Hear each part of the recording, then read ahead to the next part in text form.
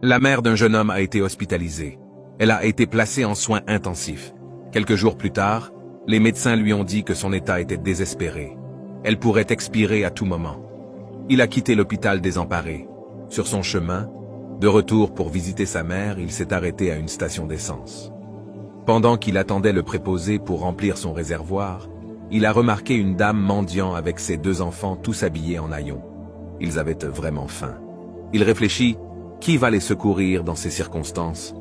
Puis il est allé dans le magasin. Il a acheté une boîte de biscuits ordinaires qui ne coûtait rien du tout, a ouvert la boîte pour eux et continua son chemin à l'hôpital. Quand il est entré dans l'unité de soins intensifs, sa mère n'était plus là. Il a laissé tomber ceux qui étaient dans ses mains et se précipita à demander à l'infirmière. « Où est-elle » Elle a dit « Elle alla subitement mieux. Donc nous l'avons déplacée à la salle suivante. » Il est allé vers sa mère, la salua et lui demanda « Ce qui est arrivé ?»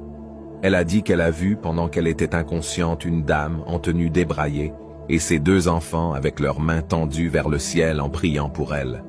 Le jeune homme se tenait dans la stupéfaction. Louange à celui dont la compassion englobe tout. Louange à Dieu. Donner l'aumône repousse les calamités, par la permission de Dieu. Guérir votre maladie à travers l'aumône. Ceci est juste une boîte de biscuits ordinaire. Mais la charité vous protège contre le feu de l'enfer même avec une demi-date.